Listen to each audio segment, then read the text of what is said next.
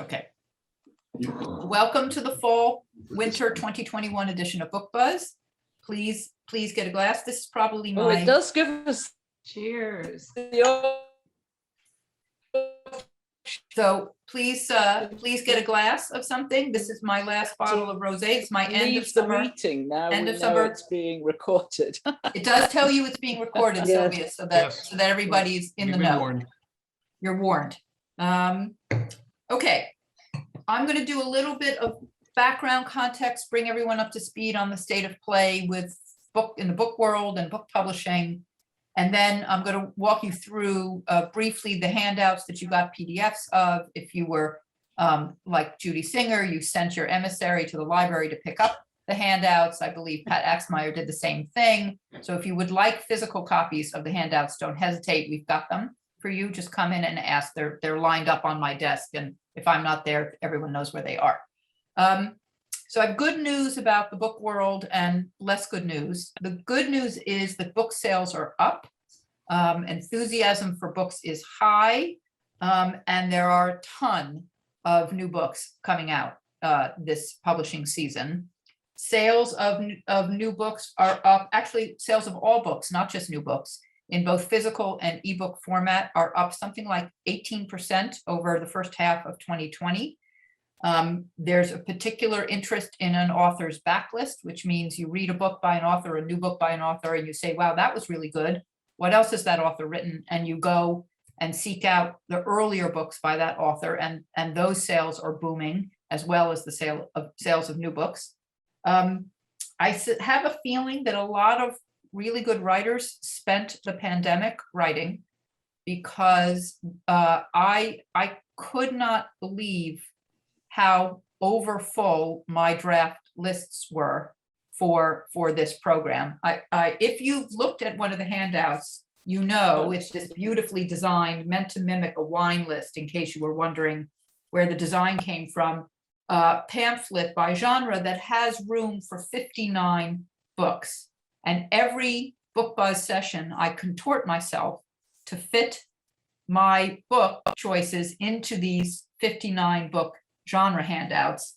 And what I do, just so you know how it gets to go a little behind the scenes, is every time I hear about a book, I have a master list with the genre breakouts, and I just toss the book onto the list. So I already have a running list going for the spring summer 2022 Book Buzz.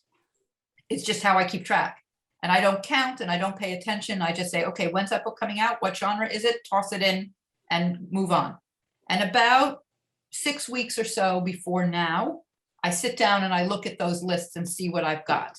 And normally what happens is I've got some genres that have plenty of room and some that are way too full. And I check publication dates and I move some stuff around. And some books I say, nah, that's not for this crowd, and I take it out, or I don't think that's really gonna do anything, and I take it out. This time, 6 weeks ago, when I sat down to start looking at what I had, every single genre was completely overfull, and some of them were more than double.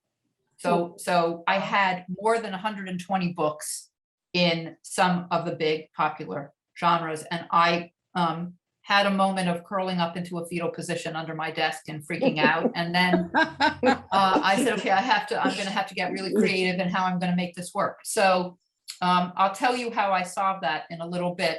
But the point is, there's a ton of books coming out because writers have been busy. So all of that is great news. The less great news is that we're running out of paper.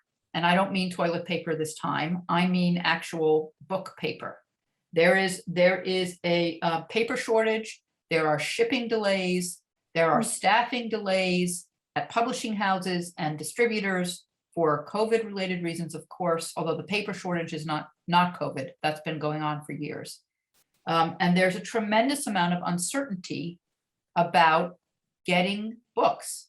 And that's a new thing. And it's something that libraries are grappling with and bookstores are grappling with. The CEO of Barnes & Noble issued a statement saying that they take an educated guess on how many books they're going to need. And if they're wrong and they need more, they have no idea how long it's going to take to get. So that's a problem. I got an email from one of the independent bookstores I'm a fan of saying, please pre-order if you think you're going to want this book for the holidays or whatever, because if we don't, that's going to be our metric for how we know how many books to order. And we don't know if we're going to be able to get more if we sell out. And I've never seen that before. It's impacting libraries. We used to get books, new books, within a few days of placing an order. That was how fast they came. Now they come late no matter when we order them. So let me just give you an example. We placed an order for several of the books I'm actually going to be talking about, and a bunch of the other big novels of this fall, maybe 15 books, and we placed it 4 or 5 months ago just to get it in, because we knew the books were going to be big. Some of them are already out. We haven't gotten them yet. We're running 2 to 3 weeks behind publication date, no matter when we place the order in terms of when we get the book. So I'm telling you that to say, please bear with. Lion Libraries, there's been a lot of email chatter back and forth among the members of Lion saying, everyone else having this problem? What are people doing about it? How are we handling this? Sometimes we're behind the curve in ordering a book that is unexpectedly popular. And I can see in the distributor that it's actually back ordered. And then we have to come up with something else because we don't know and when we'll get it. And we did that a couple of times this summer. We went to, I'm not going to say where, and we got our hands on the book and got it cataloged and into circulation. So yes, Larry. I'm wondering, is that the same lag on ebooks? So if you have, for instance, Amazon will give me a date for an ebook, and on my author's approval thing, I get it within like 2 days of the time I submit it. But then I just said, okay, I need X number of copies. They said, well, we don't know. It's going to be maybe the end of the month or maybe next month. So it's all through, it's not. It is. And That I'm noticing was exactly delays. my question, Larry. Yeah. Will ebooks, mitigate that shortage? It doesn't seem like it's helping. I mean, I had someone call into the library today who was reading a new book, an ebook, and she hadn't realized that ebooks you borrow from the library disappear on their due date. You can't just sort of be late returning them. And she got upset because she wasn't finished. And I went and looked, and we had 7 licenses, so 7 different ebooks available, and 60 some odd people on the wait list for that ebook. So I went and looked at the physical book, and there were 21 copies of the physical book and only 5 people on the wait list. I said, how do you feel about a physical book? She said, okay. So it really varies. And we don't always, because of our licenses, we don't always get the ebook at the same time that the physical book is published. Sometimes it comes later. So it's by way of saying it's a bit of a crapshoot.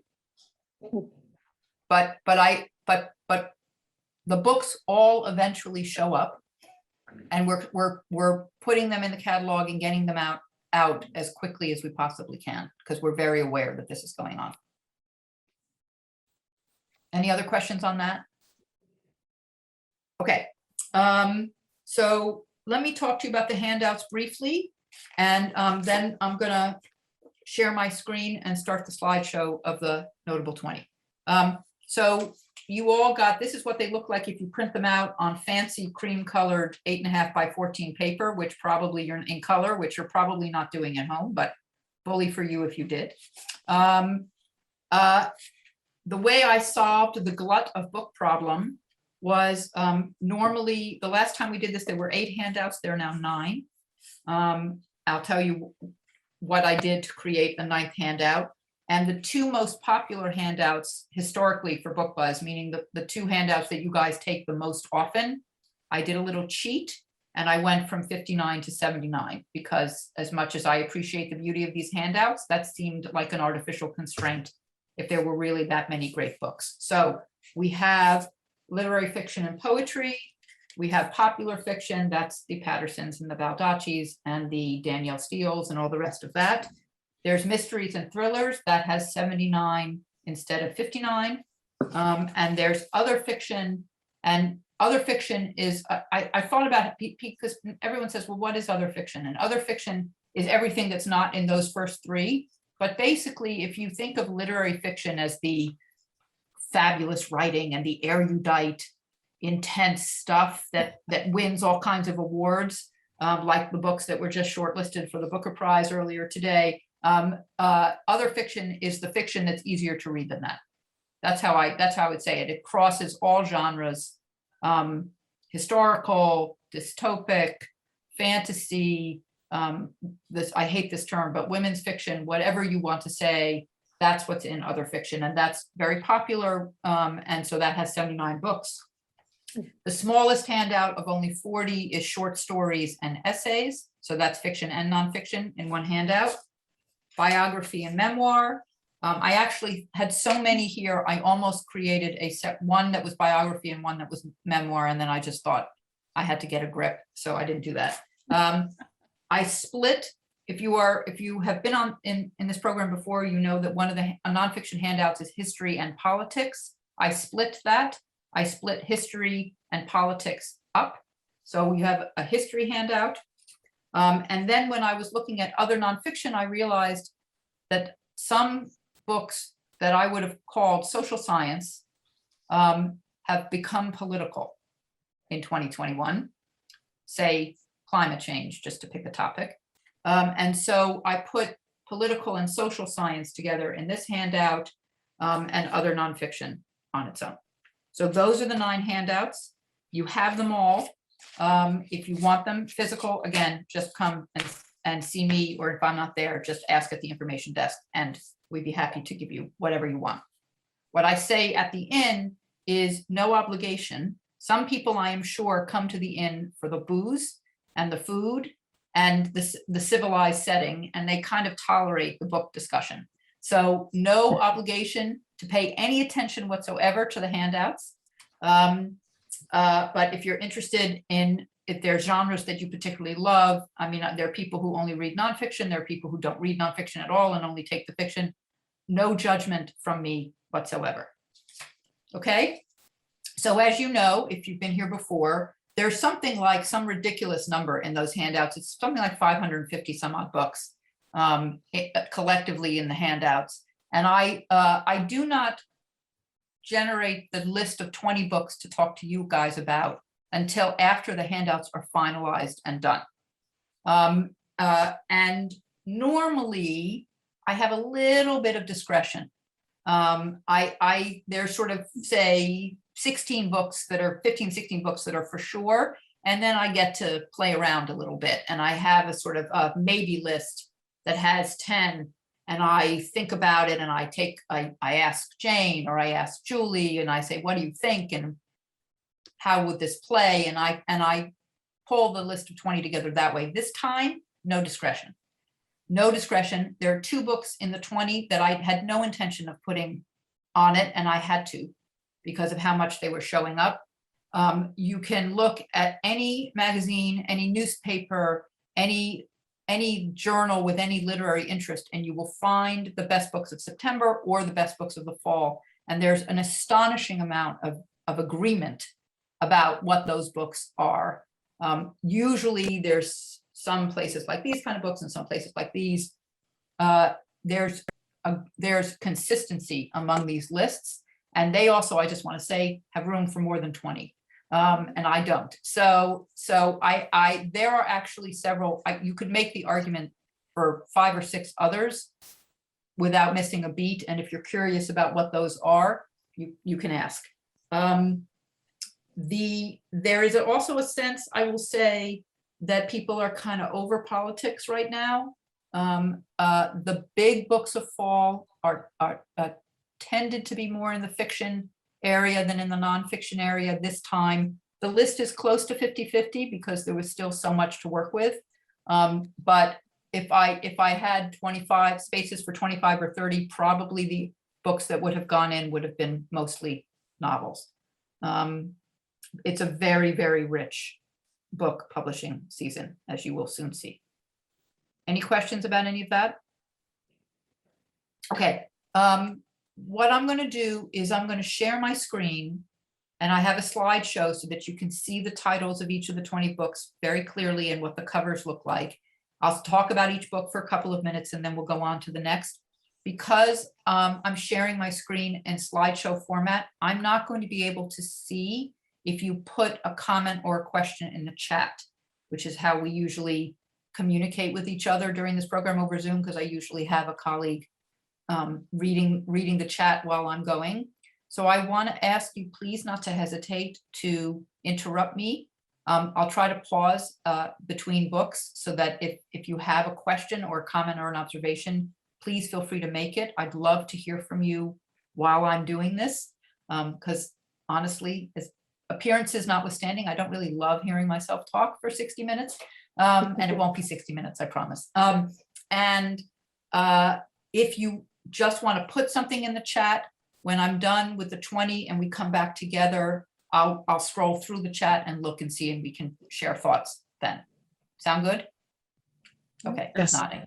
Okay, okay. So here we go.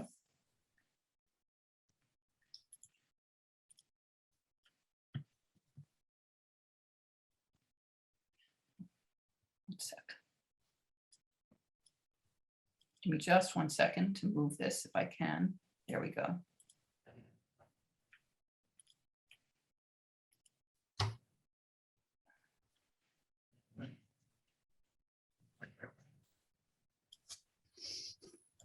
Okay, can everyone see that clearly? Yes. Yes. Thank you.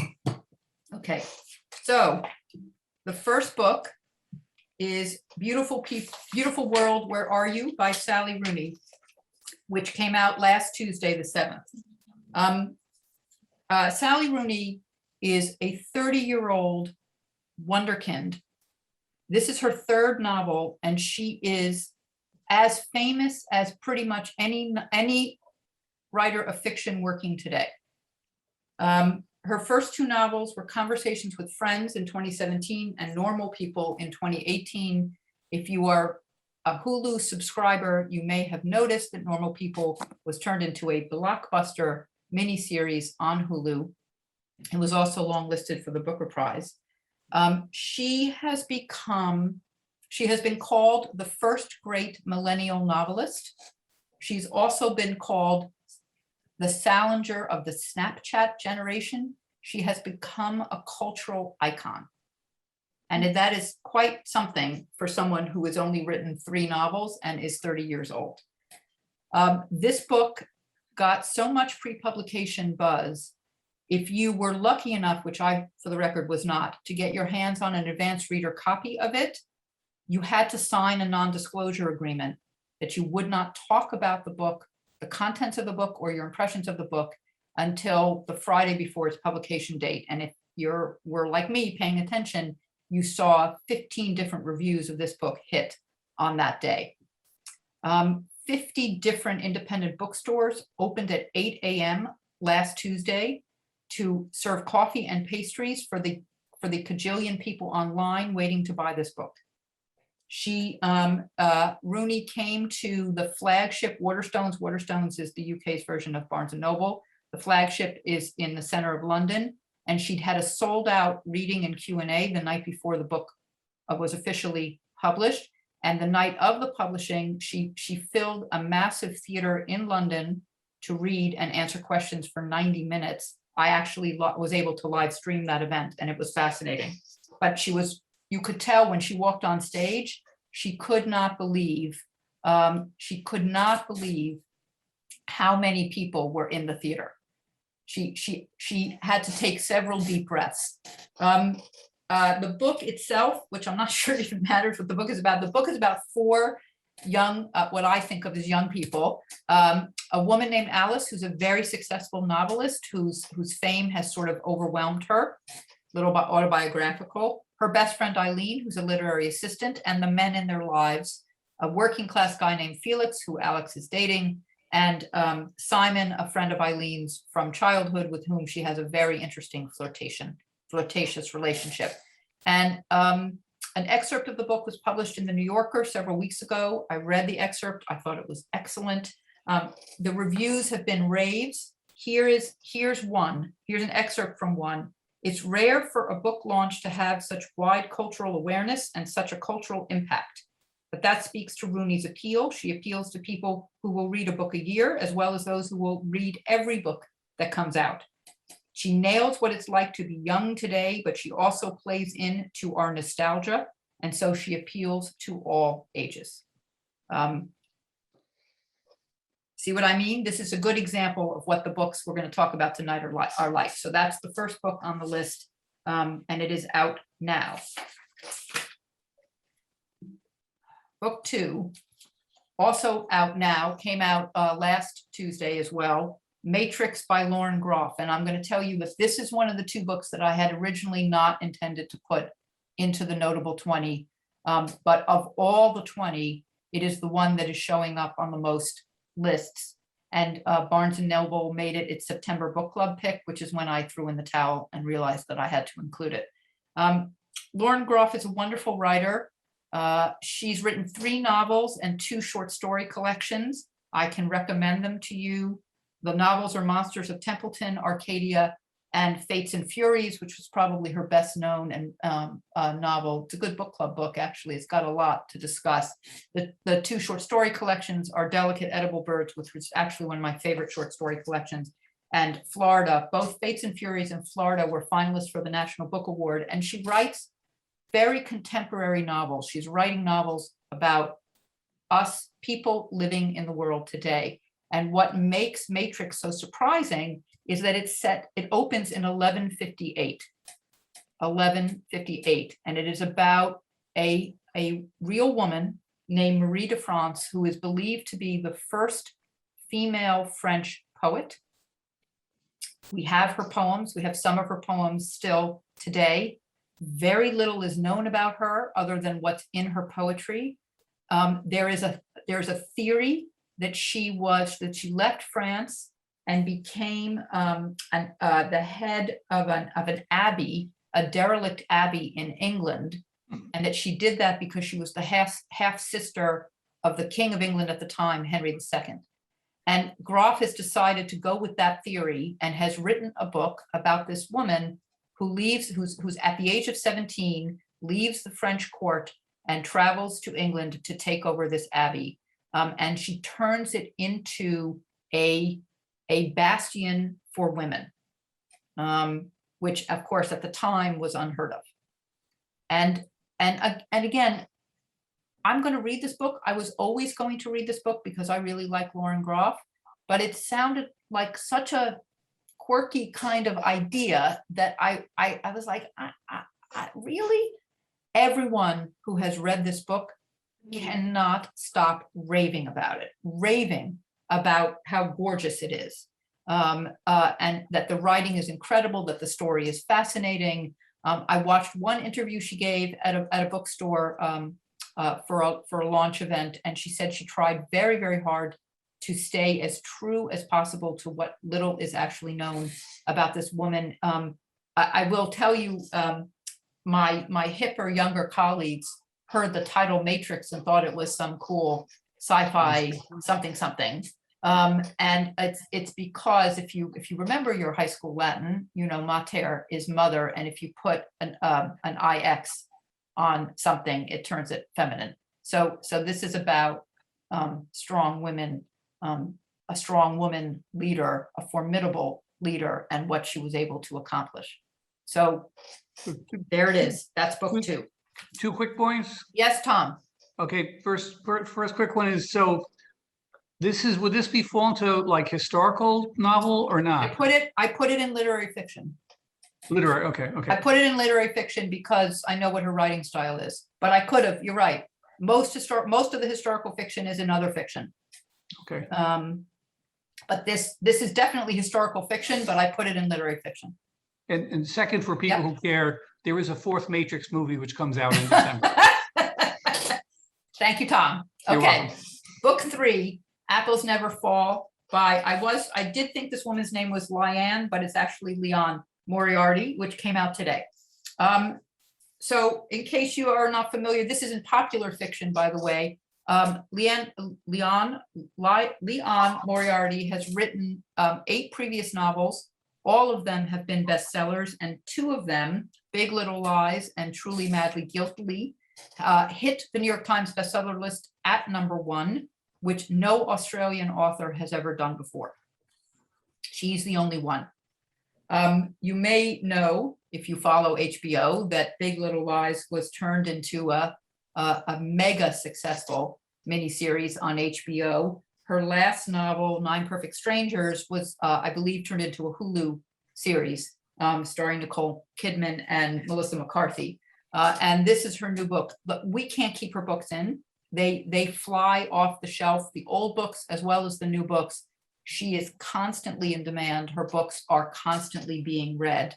And she, in a very recent article I read in connection with the publication of this book, her books were described as fat, succulent, don't bother me, I'm reading blockbusters. And what more do you want out of life, really, than that?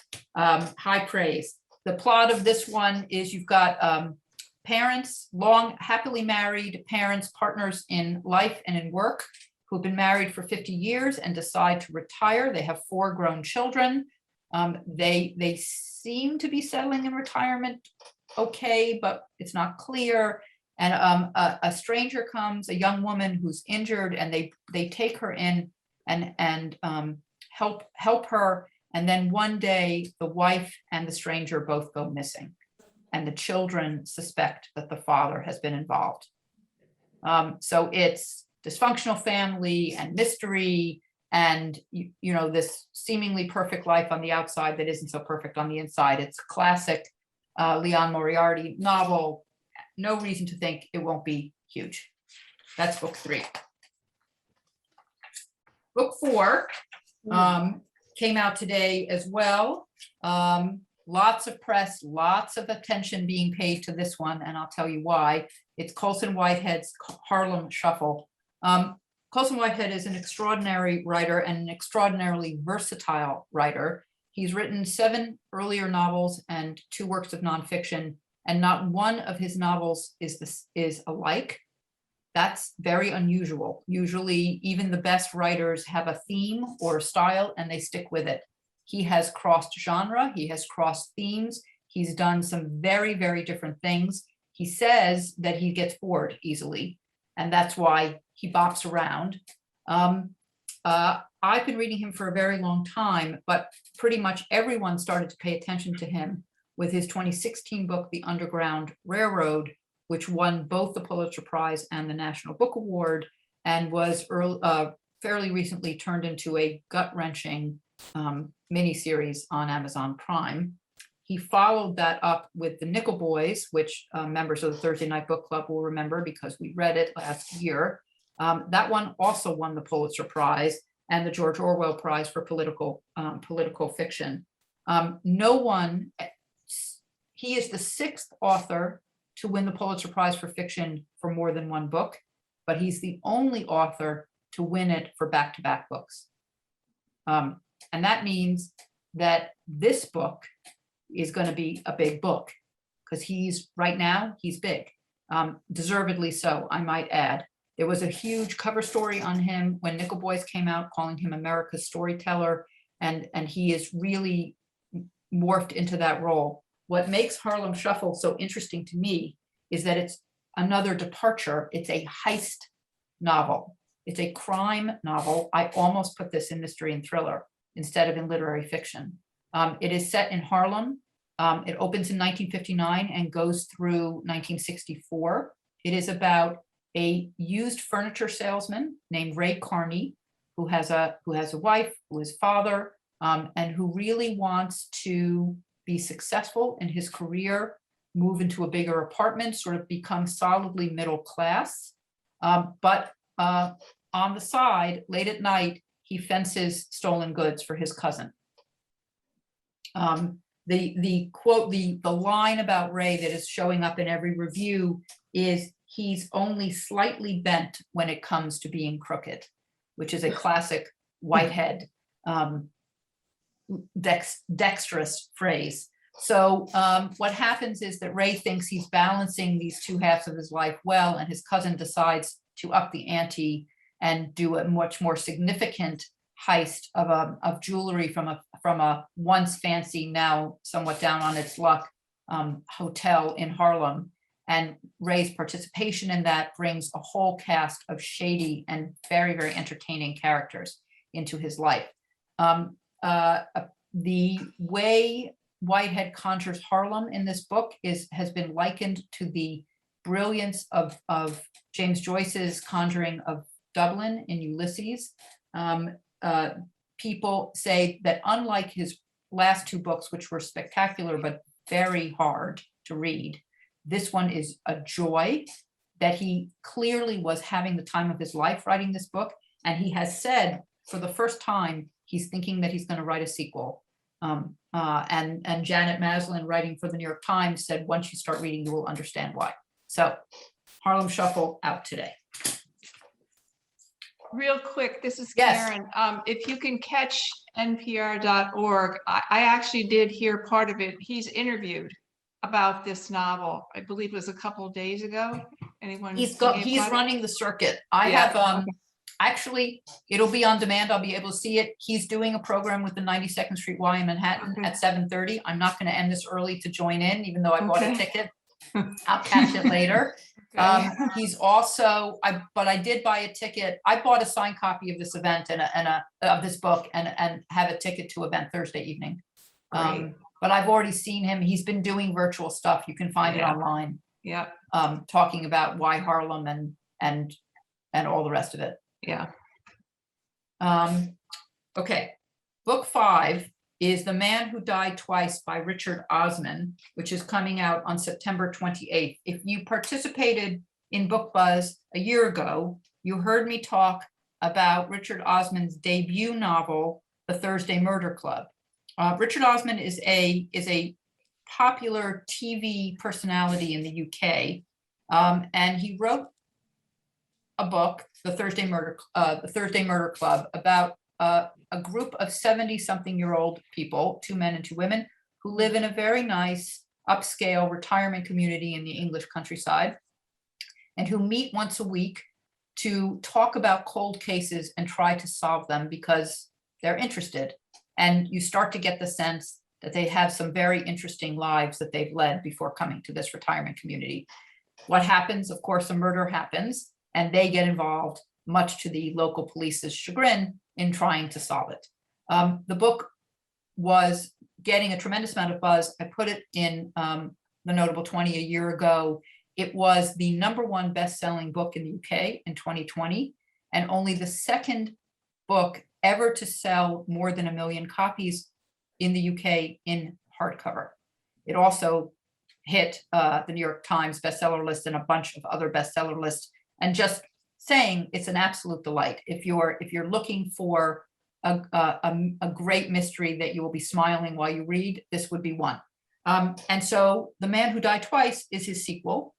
The early reviews say that it's actually even better than the first one. He's working on the 3rd book as we speak. So clearly this is a series that is going to go on for a while. Steven Spielberg has bought the film rights to this, and rumor has it that filming is beginning this year. So every reason to think this will be at least as much of a success as the first one. That's book 5.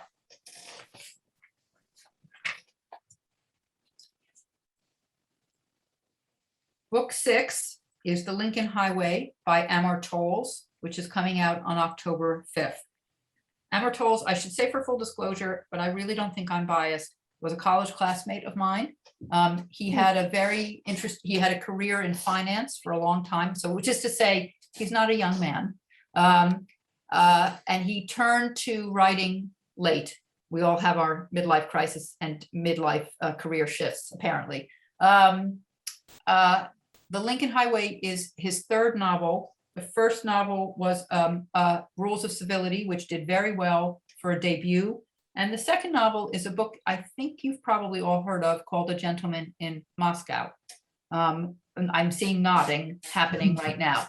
So A Gentleman in Moscow which is about a man who is basically held prisoner in a very nice hotel in Moscow for decades.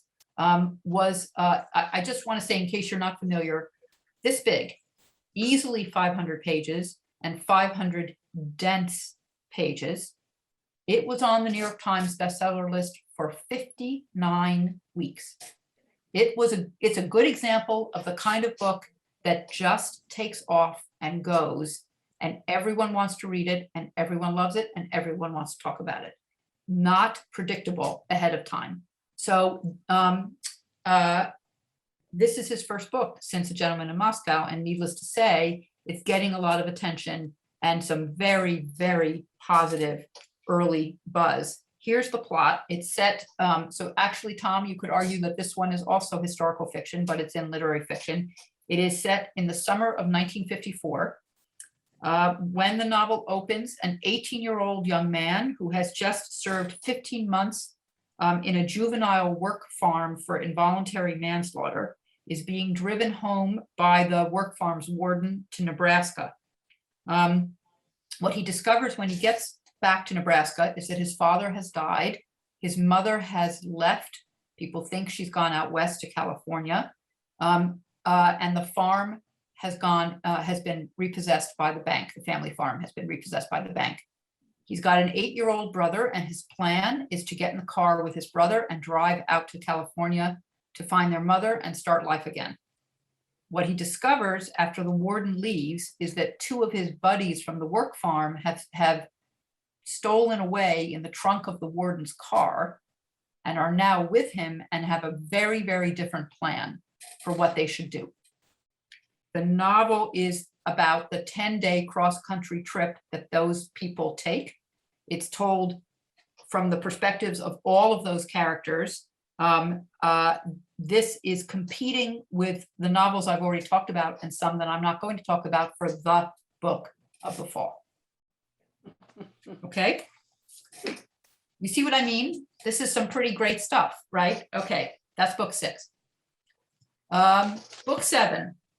When we came to this book last, both in the afternoon session and the evening session, people went, "Oh, I love him," and I love him too. Stanley Tucci. I think everyone probably knows who he is. He's a much loved actor, also a writer and a director and a producer. He's been nominated for pretty much every award you can be nominated for. He's won 2 Golden Globes and 3 Emmys. And he is the author of 2 cookbooks, the Tucci Cookbook and the Tucci Table, because he grew up in Westchester, and he came from an Italian-American home that was very centered around food and around the family table. And if in case you haven't seen this, he did a spectacular 6-episode show for CNN called Searching for Italy. I highly recommend it if you haven't seen it. I mean, part of its appeal is that none of us have been able to travel, but he really does some pretty authentic stops around Italy, food and otherwise. This book, his book, Taste My Life Through Food, which is coming out on October 5th, is his reflection on the intersection of food and life, because food has been such an important part of his life. You know, he's been very involved with 2 foodie films, not just Julie and Julia, which probably everyone has seen a cajillion times, but also The Big Night, which if you haven't seen it, I highly recommend. It's absolutely wonderful, but don't see it when you're hungry because you'll lose your mind. He fell in love with his wife over dinner, and he has teamed up with her to create meals for children. He's really, really a foodie, and he shares stories of his life through his love of food. And this book he's been on the circuit on all the book festivals for new books. I saw him at a bunch of different virtual festivals over the summer. Everyone is really, really in love with this book. So I think, and I can see why. Book 8, there you go. Another memoir. The Boys by Ron Howard and Clint Howard. I hope you can see that. How cute is that picture?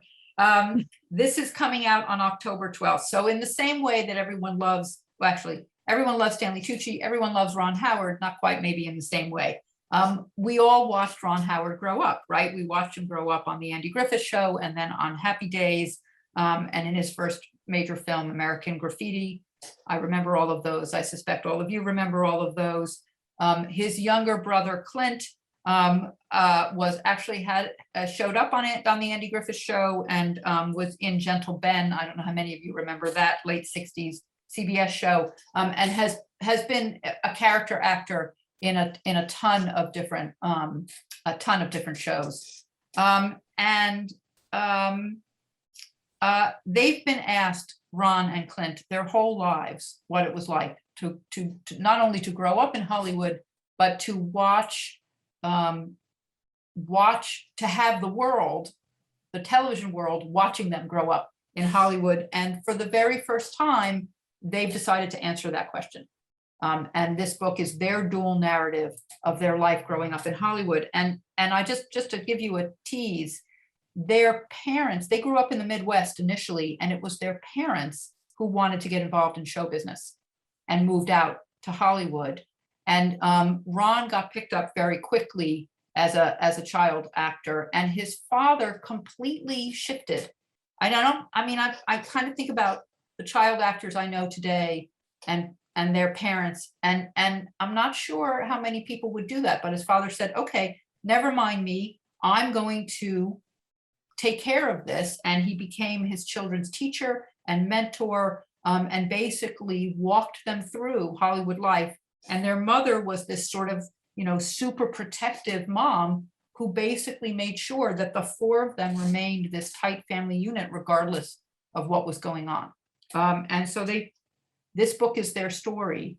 And I think given the love that there is for Ron Howard, that there's just a lot of excitement about this book and positive anticipation about this book.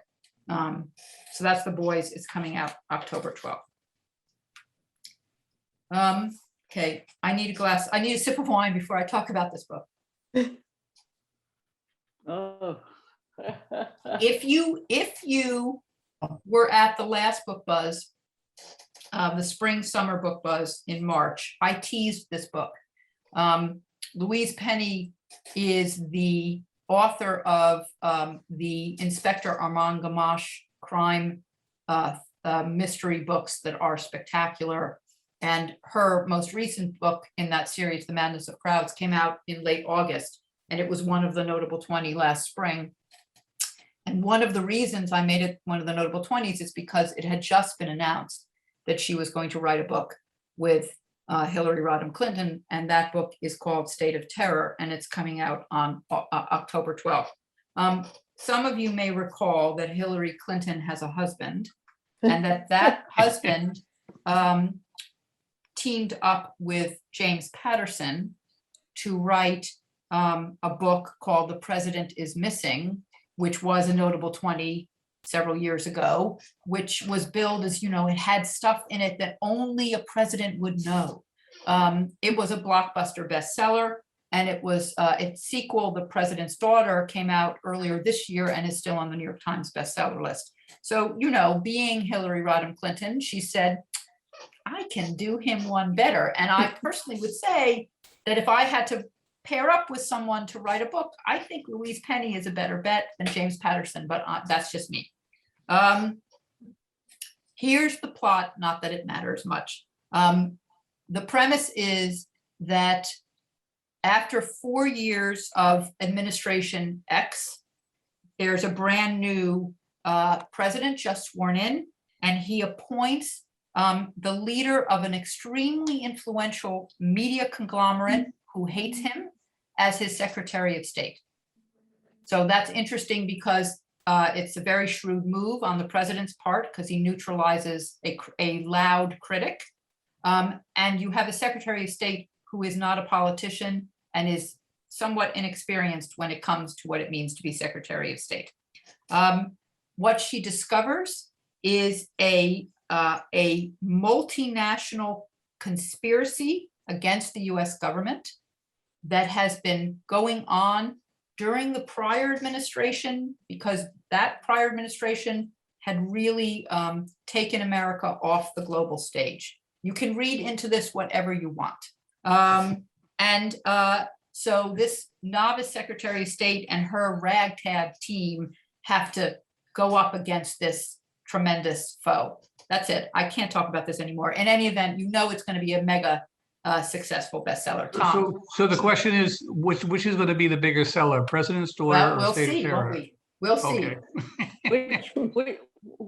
Which group did you put this in? This is in popular fiction, Sylvia. Don't you think? Thank you. Yes. I put this one in popular fiction. I guess I could have put it in mystery and thriller, but I put it in popular fiction. Okay, book 10 is a new novel by Elizabeth Strout called Oh, William. Elizabeth Strout's probably best well known for her Pulitzer Prize winning novel Olive Kitteridge, which I think that I'm going to make a requirement of attending any future Book Buzz session is that you have to read that book. She is just an extraordinary, she is perfectly attuned to the human condition.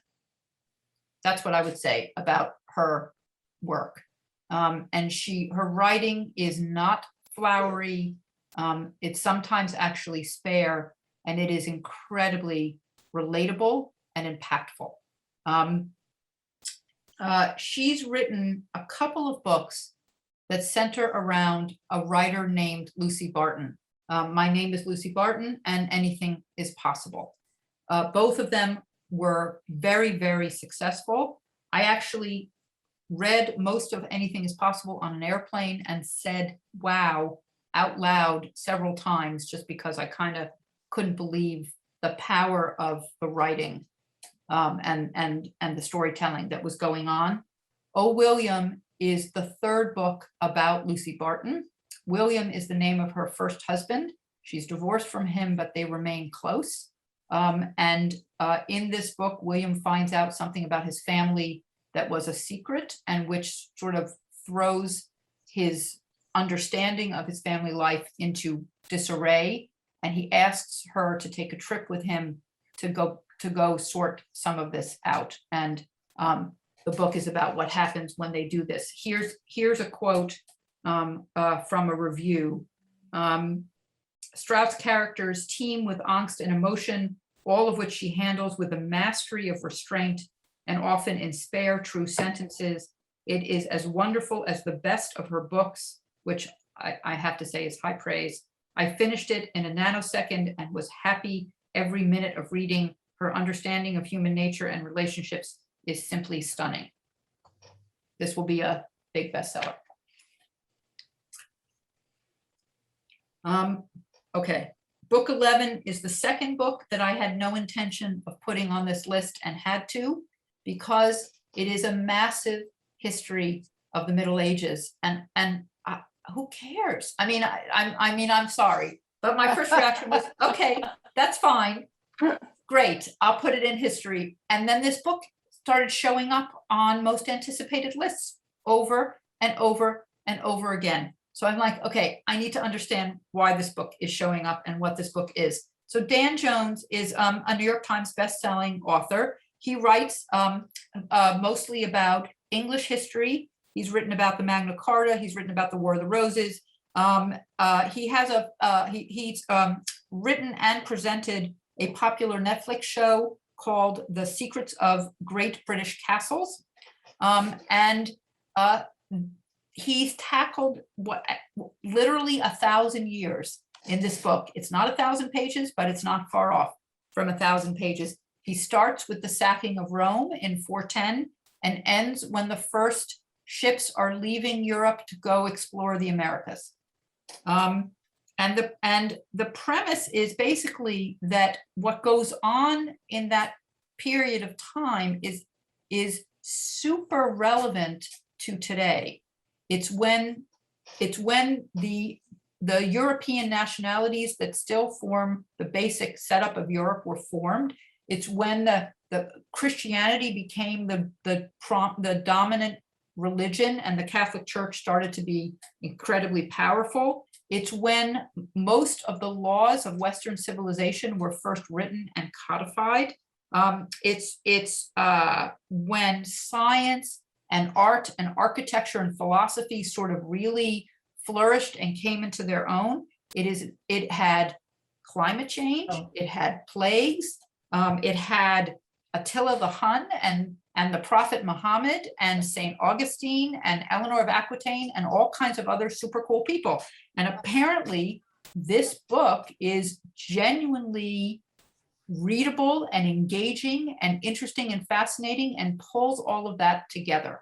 The reviews literally said, this is the best popular history of the Middle Ages there has ever been. So Are we talking Pulitzer Prize here?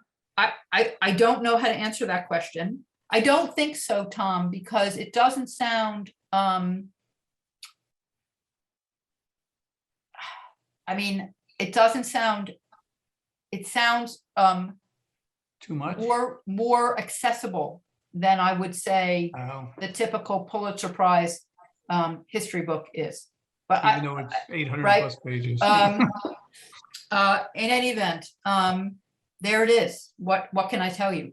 I'm going to read it because, you know, I was a history major in college, and it's just getting too much praise for me to ignore. So there it is. Okay, we probably don't have to spend a lot of time on this book. You've probably heard of Barack Obama and Bruce Springsteen, a previous president and one of the most popular musicians of all time. In case you're not aware, they have a podcast. It's called Renegades, and they've turned the podcast into a book. You can see that it's a coffee table style book. And it's not just the transcript of the podcast episodes, which you can go and listen to anytime. It has original introductions from both of them, new material that hasn't ever been in any of the podcast recordings.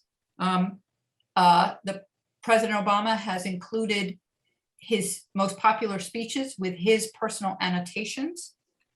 Bruce Springsteen has included his handwritten notes on some of the lyrics, his most popular song lyrics. There are over 350 photos in the book, many of them never seen before from their personal collections.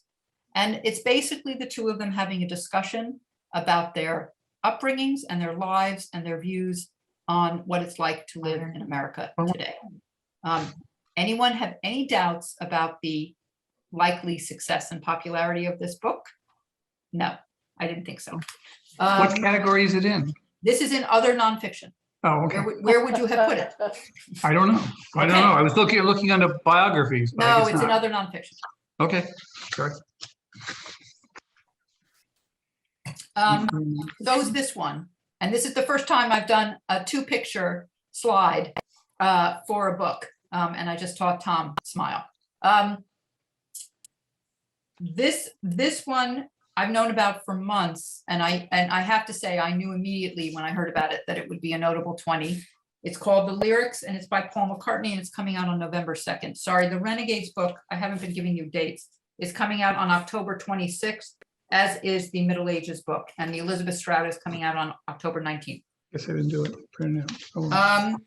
Yeah, so we're in November with this one. This is book 12.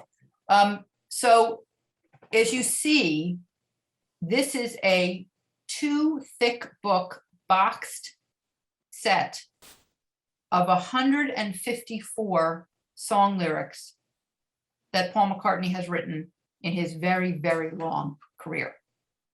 And he gives his own commentaries on the lyrics, basically liner notes, plus commentaries on his life and his music. This is, if you are a Beatles fan, I cannot imagine that there was this in both sessions yesterday, there was like this, like, when I came to this book. It's obviously timed for gift giving, but I think it's a must for any fan, especially if Paul was your favorite Beatle. He talks about his inspiration, how the songs came to be, his inspirations for writing them. Obviously, John Lennon features, as does his wife, his first wife, I should say. He has some pictures from his personal archives, and a lot of handwritten text. You can see that there's a lot of his own handwriting through this book. This is not, I'm just going to tell you, putting aside Amazon, this is going to retail for $100. So, you know, Jane Fisher came to see me after I shared the list of 20 with the staff and said, do you really think this is going to be a big book given the price tag? And I said, I do. I will also tell you that if you look through the other nonfiction handout that this is in, you will see another Beatles book. And I initially had both of them in the notable 20, and then I realized that probably 2 Beatles books was overkill. The second book is called The Beatles Get Back. There's a documentary coming out later this year about the making of the Beatles' last album, and the book is a tie-in with that documentary. And you could have argued that maybe I should have included that one instead of this one, but I don't think so. I think this is the biggie. Okay. I should have said at the beginning, before I turn the slide, that there's something for everyone in this list, so don't hate me for this one. The 14th book is called The Wit and Wisdom of Bridgerton, and it's by Julia Quinn. So in case you were under a rock at the end of last year, there was a series called Bridgerton that appeared around Christmas time on Netflix and became something of a sensation. And if you're thinking about any of it, you might need to do this a little bit. It became the most watched Netflix original series ever. It was based on the first of what is, depending on how you count, 8 or 9 book series, a romance series set in Regency England, written by Julia Quinn, who has written more than 30 romance novels. She's one of the most successful historical romance novelists working today. Her work has been translated into 43 languages. And after the Netflix series, I mean, the Bridgerton books are not new, but after the Netflix series hit, you could not get your hands on one of them, no matter what. I actually went to the Barnes & Noble in North Haven. There was a big Bridgerton display and the shelves were empty. I'm not kidding, empty. Every single one of the books was on Amazon's best-selling charts for weeks after the Bridgerton series hit on Netflix. So Julia Quinn, who's no dummy, has put together a book that I suspect was timed in the theory that the second season of Bridgerton would be out at the end of this year. I think it's going to be delayed because of COVID stuff that's happened while they're filming, but this is nevertheless coming out on November 9th. She's the, in case you didn't follow this romance stuff, the Bridgerton family has 8 siblings and a beloved widowed mother. Each of the 8 books is about the romance of one of those siblings. So in this book, we have organized by chapter, gives you background and the life of each of the main characters in the series with some original new content to frame it. But it's clearly meant to tease and get people worked up and excited for the second season. And given the hysteria that continues to exist about this series and anticipation for the second season, I think this will be a big book. I won't be surprised if none of you want to read it, but I'm just telling you it's going to be a big book. And you might want to read it and just not tell me, and that's okay too. Does it have any pictures? I don't know. Oh, okay. I don't know, Tom. Okay. There's some pretty people in the series, I have to say. Okay, the 15th book. This is a little complicated to explain, but I think it's a very important and big book. It's called The 1619 Project by Nicole Hannah Jones. It's coming out on November 16th. Nicole Hannah-Jones is a reporter for the New York Times Magazine. And she's the creator of what is called the 1619 Project.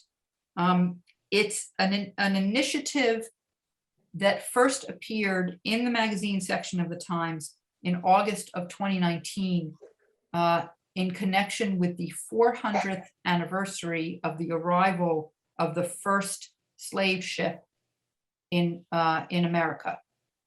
It arrived in late August of 1619 in Virginia. It carried 20 to 30 enslaved people from Africa.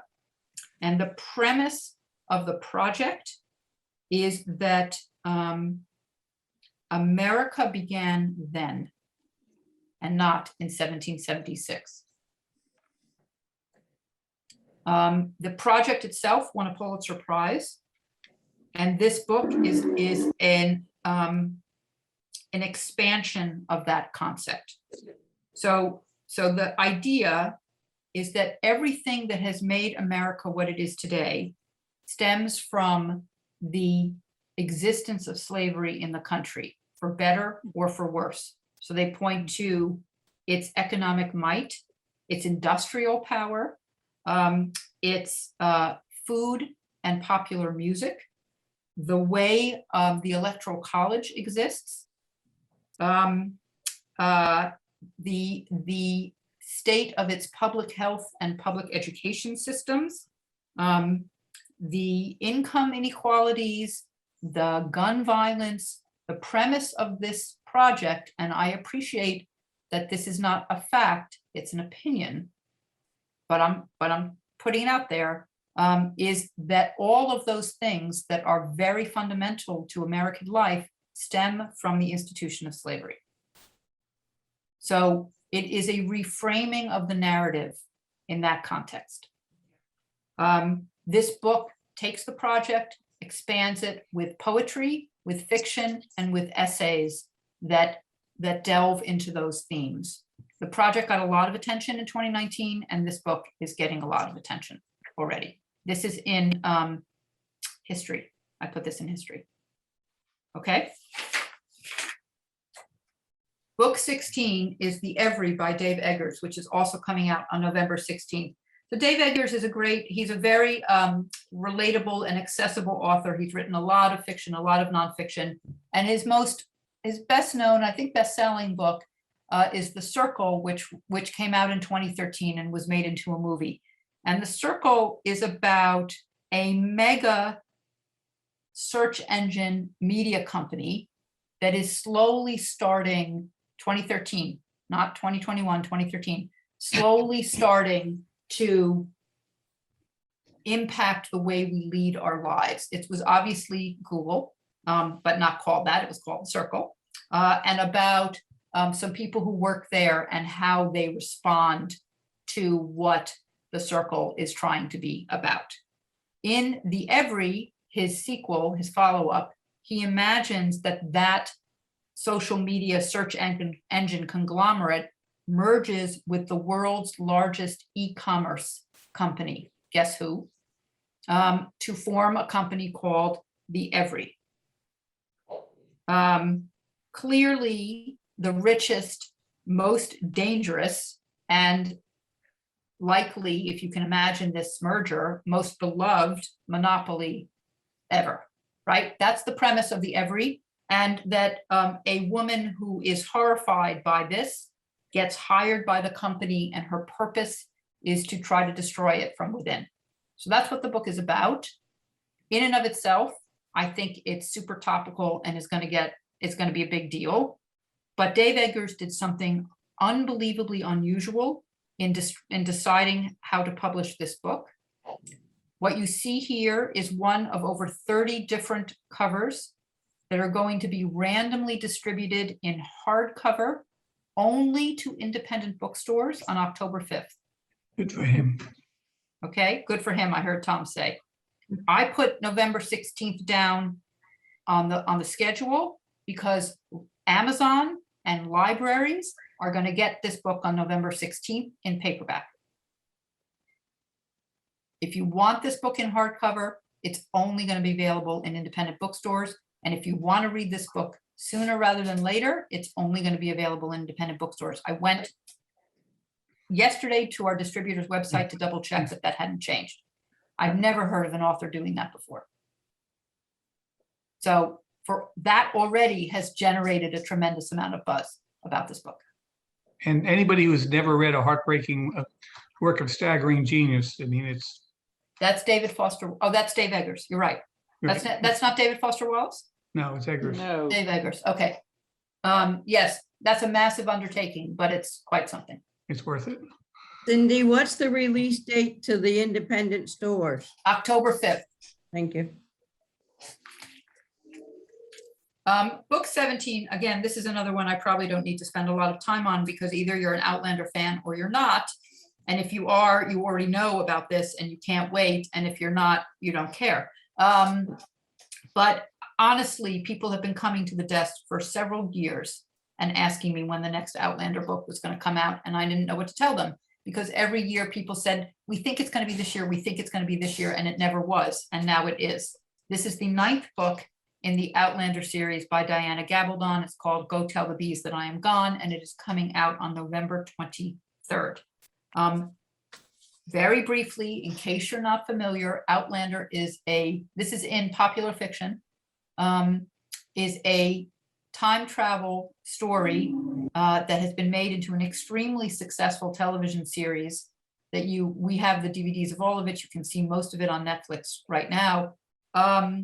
About a woman named Claire who lives in England in post-World War II England and finds a little portal, slips through it, and goes back several centuries to Scotland where she meets Jamie, a hunka Scottish guy. And romance and all sorts of adventures ensue. In this 9th book, Claire and Jamie are together. They're in America. And they are living in North Carolina in 1779. And the American Revolution is ongoing and coming closer and closer to their farm. That's all I need to say about that. Doesn't matter. It's going to be a huge bestseller. Okay, if you know me at all and you were trying to guess at what books might be on the list, this would have been your best guess.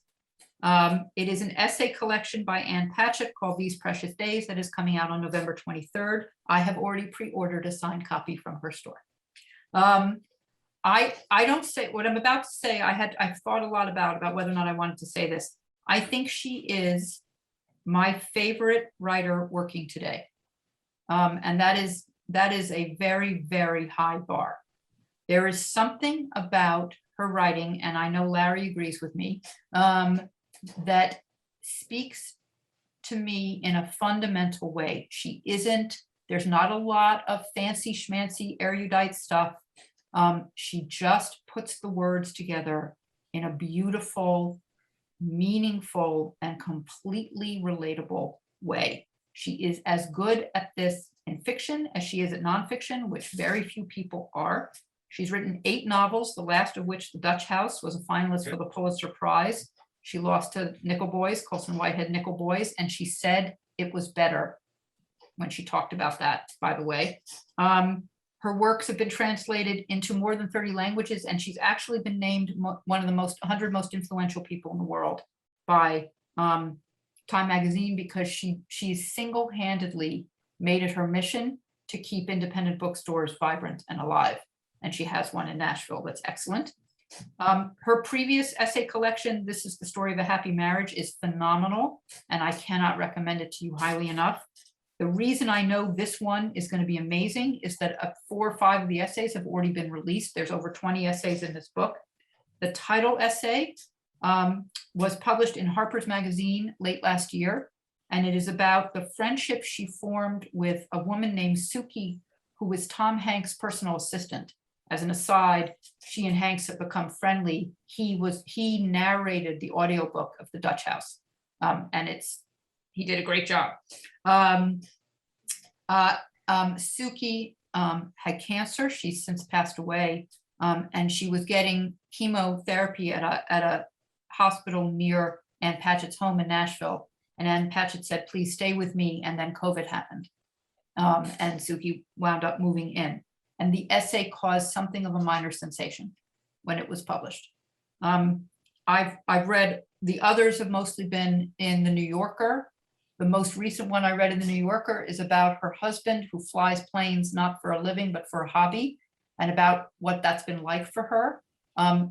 And a couple of times I actually started laughing out loud because it was so good. And I was just filled with joy by how good it was. I don't talk about that. I don't say that kind of stuff very often. She's the bomb. She's been called a literary alchemist that plumbs the depths of her experience to create gold with knockout storytelling power. You should go read everything she's written if you haven't already.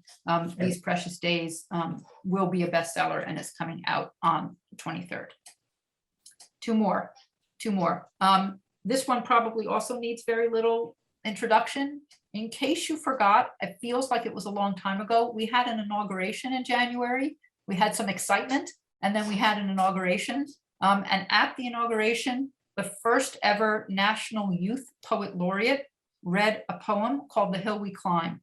And if you had happened to be in the library that day, you would have seen us staring at the screen in the collaboratory, watching Amanda Gorman, this young woman, read this poem with, underneath our masks, our mouths hanging open. The video of her reading that poem became a viral sensation. A book containing just the poem was rushed into print and has sold more copies than any other book of poetry ever. And this book, Call Us What We Carry, which is coming out on December 7th, is her first collection of poetry since then. Anyone have any questions? It's going to be huge. She said in a press release, for me, this book is a receptacle, a time capsule, both made by and for its era. What is poetry, if not a mirror for our present and a message for our future? It will be the biggest selling poetry book ever, and it's coming out on December 7th. The last book is called South to America, and it is by Imani Perry, and it is not coming out until January 25th. And I always really want to include one book from the far side of this 6-month time frame that we're talking about tonight. And this was an easy one to include because even though it's not coming out to the end of January, it's showing up already and getting a lot of buzz. Imani Perry is a tenured chaired professor of African American Studies at Princeton University, who went to college at Yale, but grew up in Birmingham, Alabama. And the premise of the book is that she came from the South. She considers the South her home, but she has made her life in the North, and she has come to understand that people who've never lived in the South have an idea of the South that is made up of things like slavery, the Civil War, Gone with the Wind, plantations, if you're a sports fan, college football, the Ku Klux Klan, Jim Crow, stuff like that. But that the region is actually much stranger and much more complicated than we, not just we in the North, but in the Midwest and in the West, wanna understand or think about. And she goes back to Alabama and reconsiders it with the eyes of someone who used to be from there and has moved away. And the premise of the book is that you cannot understand America without understanding the South. And that the history and culture of the South is key to understanding the nation as a whole. And this book is already being pointed to as a touch point for distillation of what's going on in the country today. I think, Tom, that I put this in biography and memoir, but I probably hesitated before I did. But I think that is where it belongs. So that's the 20th book, and I'm going to stop sharing my screen. I only have eight. Okay. So can we ask about something that did make the top 20? You can ask about anything you want. I'm just checking to make sure there's nothing in the chat. There isn't, but I'm hoping that now I'm going to get to hear a lot of stuff from you guys. Tom, go ahead. Leonard Cohen, Untold Stories Yep. from This Broken Hill. Yep. What have you heard, if anything? So it's the second book in what's Yeah. supposed to be a trilogy. The first Yep. book was very well received. This guy is there's actually 2 Leonard Cohen biographies coming out this fall, and I thought, again, I needed to make space, so I only included one. And I wanted to include that one because it's part of a trilogy, and this guy is going deep. I mean, if you're a Leonard Cohen fan, I would say it's a Yep. must. It's a Okay, must. thank you. Suzanne, which Patchett is a good place to begin. The book club read Bel Canto, which was for a long time, Bel Canto won the Women's Prize for Fiction and was for a long time her most famous and praised book. She's become sufficiently famous since then that a lot of her books, I mean, my personal favorite of her novels, I think, is State of Wonder. But there's really it's hard to say that there's any wrong notes. Larry, you've read them all. Do you have a favorite? I can't put any one before the other, right? Yep. I'm spellbound by her. Yeah, Spellbound. Thank you for that. Right. She's really, really good. She's really, really good. And her nonfiction is also really, really good. But if you want fiction, I would start with, I actually started my daughter with Run. That's actually a super, I would say start with Run. It's set in Boston, and it's a very, very good introduction to her. When State of Wonder came out, I took my older daughter to the day it came out, she was reading at a Barnes and Noble in Manhattan, and I took my older daughter with me. And when she walked onto the stage, my daughter turned to me and said, "This is like, for me, like what my friends would be like going to a rock concert." And I felt, like my life as a mother had been made. Paula wrote Patron Saint of Liars is her first one. Paula wrote Patron Saint of Liars, Run, all of them are great. You could always just read them in chronological order for want of something better. Thank you, Paula. Who has other questions or observations about the 20 or wants to yell at me for something I left off? No one. You agree with my choices. I could have put Cloud Cuckoo Land by Anthony Doerr, which is coming out at the end of the month. I could have put Bewilderment, the new Richard Powers, which is coming out next week. Sylvia, I see your hand up. Did you say that Anne Paget at some point moved in with a friend who had cancer? And So what I was saying about that is Anne Patchett and her husband. That? Anne Patchett and her husband live in Nashville. About Anne Paget? Yeah, she didn't moved in with a friend who had cancer. Her friend moved in with her, Sylvia. Oh, Her friend moved in with her. okay. Okay, that's what the title With essay in Anne the collection is about. Paget? Anne Patchett doesn't have cancer. The friend had cancer. Oh.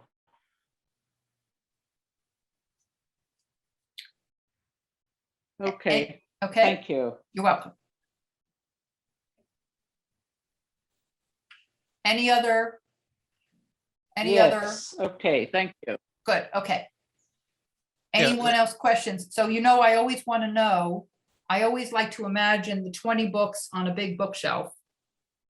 And they're all out there, and you can pull one of them off the shelf to read first. Which one will you pull? Amortals. Amortals.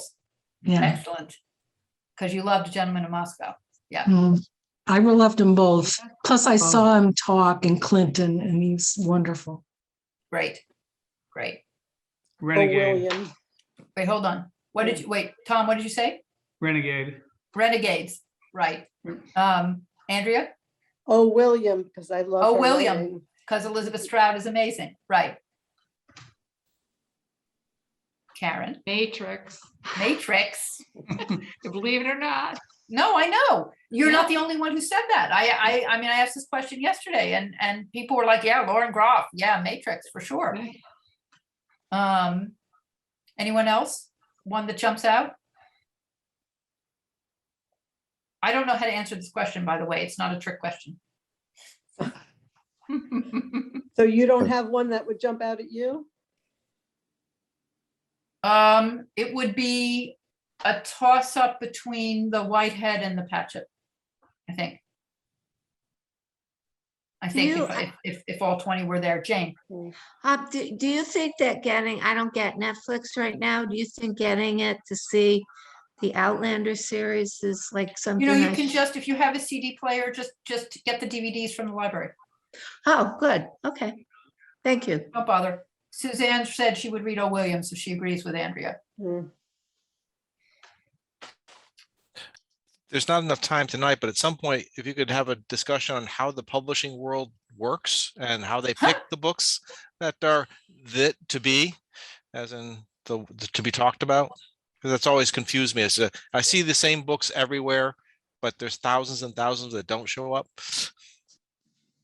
You mean, yeah, that's true. I mean, it's actually a topic. That's a great question, Rich. And you're right, it is a topic for its own event.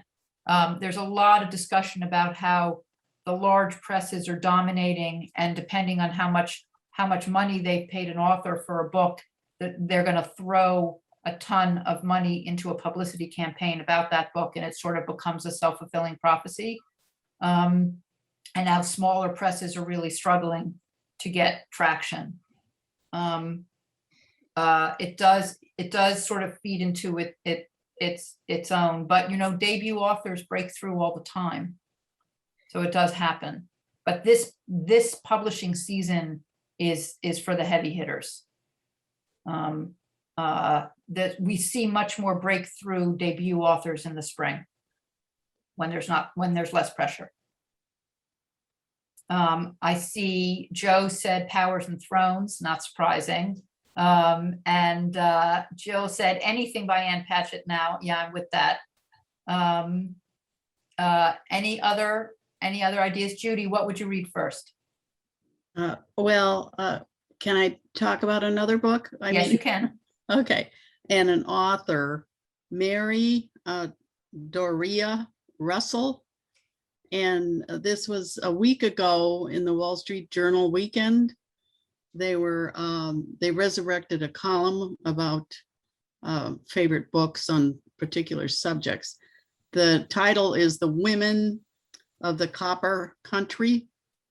And she's apparently somewhat acclaimed with maybe another half dozen books.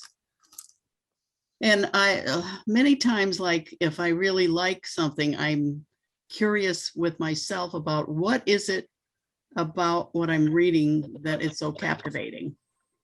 And she has that quality, but I can't really pinpoint exactly what it is. It's very hard to put into words, right? It's very hard to say what it is about a writer or a writing style that really captivates you. Yeah. But it's just reading is subjective. That's why when book clubs get together and we disagree, that's how it rolls, because we read the same book, but we respond to it differently, and that's okay. Yeah. But you find who you like, and then you try to extrapolate from that to other writers that are similar, and you just roll with it. Right. Yeah. It's a beautiful thing.